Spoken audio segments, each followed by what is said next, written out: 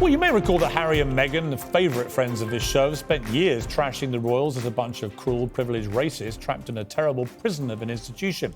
So imagine our surprise when a spokesperson for the couple confirmed via People magazine that Princess Lilibet Diana had been christened. Why would they use a title for their children that represents an institution they loathe so much? Well, joining me now to discuss all this is author and historian Tessa Dunlop, royal editor of the Daily Mirror, Russell Myers, and Michael Coles remain with because, of course, he was the BBC's voice of royalty for 2 decades, as he reminded us. All right, Russell Myers, I don't get this. No. Because I was sure that they kept telling the world how ghastly the monarchy is. It's a prison camp. All the royals want to get away from it, but they can't because they're trapped in the world of titles and privilege.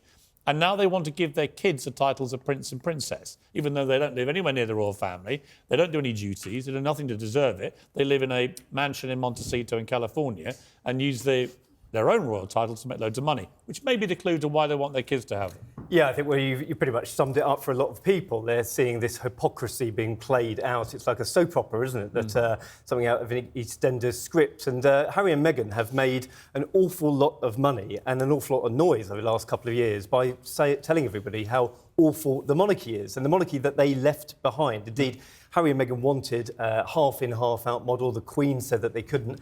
And so, yeah, it's very, very surprising that they should want this... Well, you say surprising. I would say, Tessa Dunlop, rank hypocrisy yet again from these two. Russell's so polite. First time on the show agreeing with you. You wait, he'll turn the screws in a minute. I would like to suggest that Harry and Meghan is a bit like criticising the police force. I often criticise the Met Police. My uncle was a commissioner in the Met Police. Doesn't mean that I don't believe in having a police force. You can criticise the monarchy and say, here are the fault lines, and do it clumsily. But why would they want to inflict on their children royal titles that make them part of the royal family worldwide and expose them to the misery and pain and trauma which Harry tells us he suffers on an hourly basis, normally for large cheques, by the way? Because isn't it very clear they've left the rigid institution? Yes, so why do they want the titles? Institution, and they're going and they've got monarchy light, Atlantic style. That's what they've done. Why do they want the titles? I don't understand. Well, you do understand. Tell me why. To spell it out for you. Well, a couple of reasons. One is, there's cachet. Oh, cash, you mean? The pricelessness. There's cash. Yeah, in the slippery cachet world. and cash. Oh, come on, Piers. Because we all know Harry and Meghan, as Harry and Meghan, would be making a lot less money if they weren't the Duke and Duchess of Sussex, they are. which goes on every statement they ever make. I just want to share something with Michael and Russell, and this is an epiphany I had today when thinking about Piers. I do occasionally think about you off screen. I bet you never stop.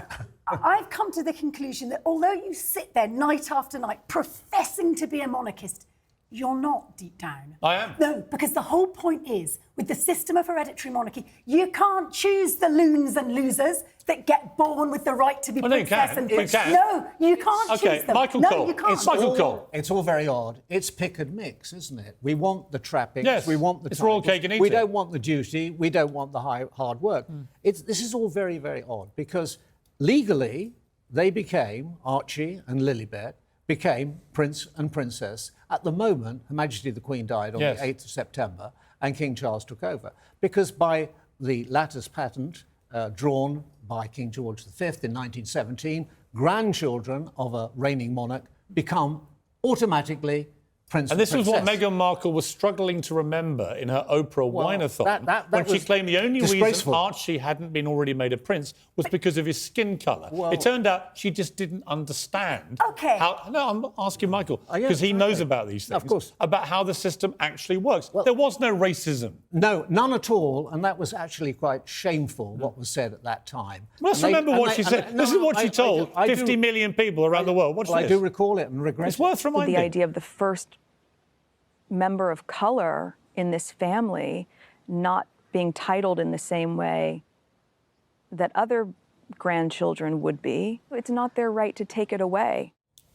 It was a complete... Hang on, Tessa. It was a complete lie. Appalling ignorance. Appalling ignorance, and also used in a very, very nasty way to attack people who couldn't answer back. Yes, and brand them a bunch of racists when they weren't. Racism is a terrible accusation to make because it's easy to make. Well, once thrown, it sticks on people. Impossible to prove. Tessa, you're seething. Why? No, I'm not seething. You just heard her lying. But I think that the key we need to pick up on there is the word ignorance. Michael, esteemed former BBC journalist, 80 years he's been walking on this planet, absorbing ideas of hereditary monarchy and the British Constitution. Meghan... You're not 80, are you? On Monday, I was 80. Are you serious? I'm sorry. Michael Cole, you look unbelievable for 80. Really? Yes, I was. Well, happy birthday. Thank you very much. And congratulations on being... That's how I knew Lord You're like Grade a Benjamin was Button, 80 former yesterday. BBC correspondent. OK, Russ, let's bring this back to the thing. The ongoing thing is, are they going to come to the coronation? They, through their little lickspittle, Omid Scobie, he said that apparently they invited all the royals to Lilibet's christening, but they all declined to come, as if they're all going to get on a plane and fly to California to embrace the people who've been trashing them for the last 3 years. But it looks like from the jungle drums, they have been invited to the coronation, right? Yeah. Now, they're holding it out to make it all about them, make it a big drama. So do you think they're actually going to come? I do now, yeah. I think because it's their currency, isn't it? They've made an awful lot of money, and again, they're attacked by having that association with the royal family. It's the cachet and cash. You mentioned sort of, the favoured journalists that they were briefing in the first instance that they weren't going to have titles, and now there's another screeching U-turn. We already had one of the U-turns about the racism element within the royal family that Prince William was forced to deny. Michael, you want to jump in? That wasn't right. I was going to say, and this is another example. Yes, I totally agree. His Majesty the King has played a blinder in all this because he let it be known from the very outset that they were welcome to come, Meghan and Harry, to the coronation, putting the ball firmly in their court. If they decline, it will make them look small-minded, petty, mean-minded. And if they accept, they will make them look, open the door to hypocrisy. You know what I'd do? I'd make them sit in the 10th row right behind Prince Andrew. When the world's cameras get beamed on them, all they see is their little heads peering around Andrew. Because that isn't going to happen. I mean, because the King has spoken about unity and togetherness. Yeah. So, and I don't think he would be as churlish as to not invite them. I actually think he shouldn't have invited them. Why would you invite a couple of ratbags who've been attacking every member of your family in such a poison? I'm just saying what I would have done. If that was people in my family, I wouldn't want them anywhere near my coronation, which, by the way, can only be a matter of time. Yeah, but you make the point there. All you have to do is one of your offspring marry into the royal family, and hey presto, the Morgans get a little tinge of monarchy. That is how unbelievably mad the system of hereditary monarchy is. We all get fat chewing the fat of this story. But the problem you have, Piers, is you like the system when it works, but you don't like it when it doesn't. And Harry is an example of it not working. No. You completely misrepresent what I think about the monarchy. My mother camped on the Mall for both Diana and Fergie's weddings, right? We grew up, we ran a country pub in East Sussex. Well, I remember this 1977 Silver Jubilee, the street parties and everything else. It was fantastic. So I grew up as a... That's when it's working. Hang on. No, it wasn't working even then. Right? There's always been chaos and carnage in the royal family. You know, when I was a newspaper editor, barely a week went by without some new scandal. That's not the point. The distinction with these two is they have openly attacked the institution of the monarchy. Diana didn't do that. Fergie didn't do that. They have unloaded on the institution being a prison camp that no one can escape from. Why then would they call their kids Prince and Princess? I was 10 at the last coronation. You haven't asked me to guess, Piers, but I'm going to guess what will happen. Go on.